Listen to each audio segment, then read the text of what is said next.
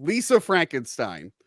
I didn't know what to expect with this film. I didn't really watch the preview coming out. A week before it came out, they said it was in the Jennifer's Body universe. Yes. Yeah. So it's the same writer of Jennifer's Body, and I it's get that. going to be the same universe. So basically, all the same demonology, all the same monsters. It's going to be like in the same realm. I think the writer is working on a Jennifer's Body 2 now, and she's also working on several other films that are going to play into this universe. Oh, I didn't know. I thought maybe it was just a spiritual successor. I didn't know it was physically in the same universe. I was confused with same universe too, because I was thinking like, because it was clearly not the same year. So I was like, this, I feel like they're two different places. I was like, how is this? If you're saying the same demonologist, oh my God. Crystal, it's the same bimbo horror universe. Yes, love the it. bimbo I horror love it. universe. I love bimbo horror. This is my genre. Like anything to do with with women having nice titties and looking fabulous while axe murdering men is my favorite thing in the world. I also agree with that. I'm all Jennifer Tilly. I don't know if you guys can see him, but his wife was my sexual awakening. Jennifer Tilly, is queen of bimbo horror. Like this is my. I do like big boobs. I hate to admit that on this. I don't think anyone doesn't. Don't tell the creators of Tomb Raider that, because then they'll disagree with you. Yeah, they do shrink each version. All right, so I think boobs can honestly just be world peace. Honestly, okay. I think boobs can do it. We'll get back to boobs in a minute, guys. I got to talk about the director of this film, Zelda Williams, Robin Williams' daughter. This is her directorial debut. I don't know if she's worked on anything. She hasn't. That's the thing. She hasn't done any directing work. I mean, I think she's done stuff behind the scenes, in regards to assistant work. But this is her first big thing where it's her actual first project. Yeah, and I think she did a great job. It was written by Diablo Cody, who I'm glad can still write something good, because the last thing she worked on was the Powerpuff Girls oh my God TV show. I couldn't be happier that didn't happen. That got axed. They got rewritten, and then they just pulled the plug on it. Let's just go down the line here. Sarah, what were your overall thoughts on Lisa Frankenstein? Oh my goodness. I fell in love with this movie. I loved it so much. So, I mean, I'm a big fan of Diablo Cody. I really like Jennifer's Body. So I was really excited to see this. And I was also excited to see the directorial debut of Zelda Williams. I loved everything about it. It was just the right amount of cheese. I'm not even gonna lie. I cried at the end. I just thought it was so sweet. I thought it was funny. I was a little nervous when it was announced that it was going to be PG-13. Just because I like gorier stuff, but I think it works with it. I didn't even realize it was PG-13 that whole time. Yeah, I know. I've lightened up with PG-13 movies recently. I tend to, if they're done right, that they're still really good. Soundtrack was great. And the costumes were phenomenal. Yeah. Some really great looks. And I think Cole Sprouse. I had to think about it. He did phenomenal. He had experience playing a character named Frankenstein in Big Daddy. I think, he was born for this role. Oh my gosh! I just realized that! No one else got that? I had no idea. That's hilarious. Oh my goodness. I love that. That's so funny. I forgot about that. But yeah, I thought it was really good. It was a fun watch. It was a fun movie. I'm planning on seeing it again. Yes. Joey, what are your thoughts on Lisa Frankenstein? Campy and corny as fuck, but I loved it. It's got some real 80s horror vibes, and it's like a fun, easy story. And I really dig that it combines romance, dark comedy, and horror in one. And I don't know, just really reminds me of the good old days of 90s Tim Burton. And if you're looking for a movie to watch after you eat a special brownie, this is the one to watch, man. It is funny you say Tim Burton. I was getting Edward Scissorhand vibes with the look of the town and the house and whatnot. I fucking loved it. I love how campy it was, man. It was awesome. Crystal, where'd you land on this one? Absolutely love it. I think it's my new favorite. I am so happy I waited until it streamed because I ended up buying it. After what you told me, you said that I was going to love it. Like, you can't wait to hear what I had to say. Yeah. I was like, okay, if he thinks I actually will like it, I'm going to just buy it. And I couldn't be happier I did. It is absolutely phenomenal. The colors, love the colors. Mm-hmm. The animation is phenomenal. I love that. It definitely gave me a Frankenweenie wiener kind of. I think it's Frankenweenie. I don't know if it's Frankenwiener. You guys know I know. Frankenwiener might be something else. I don't know. I'm really great with names and I don't think Disney's Disney's putting out a movie called Frankenwiener. That was the other movie I saw. Never mind. Frankenweenie was like the original, like the absolute first one he did, not the full, like the short one. Mm-hmm. It reminded me of that. It absolutely reminded me of Tim Burton. Also, the girl reminded me of his main person, Helena Bonham Carter. Thank you. Yep, that's exactly who she reminded me of sometimes. And sometimes I saw like a little Johnny Depp and Helen Miss there. I don't know. I just thought so. So apparently, Cole Sprouse actually got his ideas for acting like the creature from Edward Scissorhands. So you're pretty spot on about that. That makes a lot of sense. Yeah, it really does, especially his mannerism and how he walked and everything. Absolutely. And then the two Easter eggs that I was obsessed with was Damn It, Janet. Yeah, I caught that one. Awesome. How could you not? Yeah. I almost fell off the couch dying at that. It made me so happy.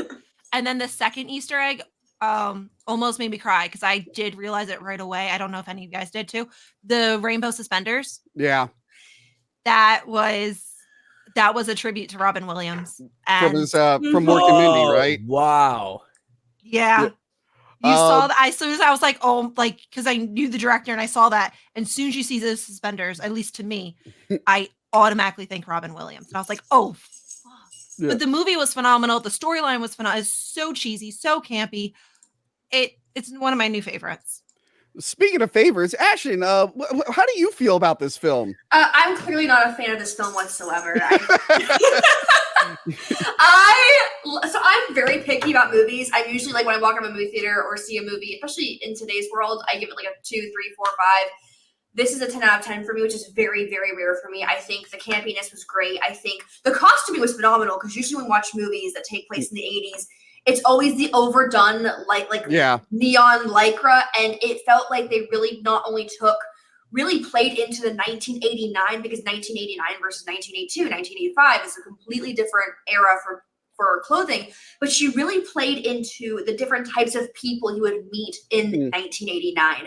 And on top of that, just the overall script was amazing. The music was amazing. The timing was perfect. I will say this, my one qualm with the movie was the ending. I kind of wish his first words were "I love you" instead of us waiting until him reading her poetry. Other than that, I thought it was a perfectly done film. And Buffy. We have a dog, apparently. Sorry, that's Buffy. And I just think overall, with this film, it's one of those films that we actually kind of need, because for a long time now we've walked into a movie theater and it just sort of felt like a college lecture about something. And this movie was just a feel good, funny, sit down, have a good time. Oh, you're watching someone get their dick chopped off kind of movie. And that's what I like to watch. That's why I was shocked it was PG. They didn't show the dick, but they showed the shadow, the outline. And I'm like, that's not PG-13. That was amazing. That was so funny. So I agree with everything everyone's saying. I had such a good time with this. I thought she was gonna make a Frankenstein monster instead of just like doing like a wish and magic brings him back to life. I'm like, okay, I wasn't expecting that. But no, I kind of like, she's kind of just like his servant for the first half of the film. But I guess once the wand came into play, she started having feelings for him, which by the way, that was my favorite part of the film. Where she has the vibrator and the lights like flicker. Oh, so funny. She said, thanks to Aunt Mary. She was talking about Mary Shelley. Oh, yeah. That was another Easter egg. I forgot about that one. It was Mary Shelley. That's smart. You guys are right about the look. Because like I remember the early 90s, and usually between decades, there's like a little bit of an overlap. And yeah, this Like their living room, I remember living rooms like that in the early 90s. And I'm like, oh yeah, this is really like hitting it pretty hard. The pink, the pastel pink, everything. Yeah. But it was funny to me because what I really love about this movie is the fact that like her stepsister Taffeta, like even though she was because there's a trope in like all horror films that like the pretty preppy cheerleader is like supposed to be the mean girl, and they didn't do that with Taffy. Taffy's pretty innocent in a lot of things. I loved her in this, and the movie like calls it out. She's just like, hey, you were always really nice to me. I'm sorry this is all happening. And I loved the actress who played the mom. And by the way, it's funny to me Carla Gugino. Yes, the stepmom plays the psych ward nurse, and she's also the psych ward doctor in Sucker Punch, which I thought was pretty funny. Oh, that's right. Sort of like, but she did amazing in this film. I actually think she was one of my favorite acting roles in this whole film because she was so good at playing just a perfect bitch. That I remember seeing it theater thinking, I want her to die first, and then sure enough, she smacked over the head. So you Catherine, hit, but the colors though too, I do want to say any movie that combines Lisa Frank and horror together, it is. By the way, like, those colors were so Lisa Frank. The pun is so good. Apparently there was something else that used the name years before, but it's a pun that works so well. I'm shocked this wasn't done earlier. Because I remember Lisa Frank stuff. That was everywhere. Yeah. So Catherine Newton, I've never been a fan of hers. Really? I don't. Well, listen. I'm gonna. You didn't like Freaky? I didn't see Freaky. So this is the thing. This might be a case where I'm only seeing bad things with her. And speaking of which, Monday's episode is worst Paranormal Activity movie, and she was in the fourth one. That was my first exposure to her. Yeah. That episode is up early on Patreon. So yeah, I didn't like her in Paranormal Activity. I didn't like Detective Pikachu at all, so I lumped it. And the last thing I saw her in was Ant-Man 3. So I was like, okay, it's this chick again. She fucking nailed it. She's not the best actress, but it kind of works for this role. I kind of fell in love when she was singing REO Speedwagon. Yeah. I'm like, okay, she won me over. This is great. She's totally killing it. Really good. Huh? Freaky's really good. I know. Well, he talked about this months ago when we did Totally Killer. It's a Wonderful Knife. I haven't seen a lot of those comedies turned horror comedies. I need to go back and watch Happy Death Day and all that stuff. I will make a point to watch all of those. And it was just a really good time. It makes you feel really, really good. It didn't like bring me down, unlike this person. Who's finally Jesus Christ, we've been waiting for you. Oh, hi Adam. Hi everybody. Just in time for the end of our Lisa Frankenstein discussion. Oh, great, cool. So what did you think of Lisa Frankenstein? I thought it was all right. I dug it. I heard you say a lot of disrespectful things about the actress just a second ago.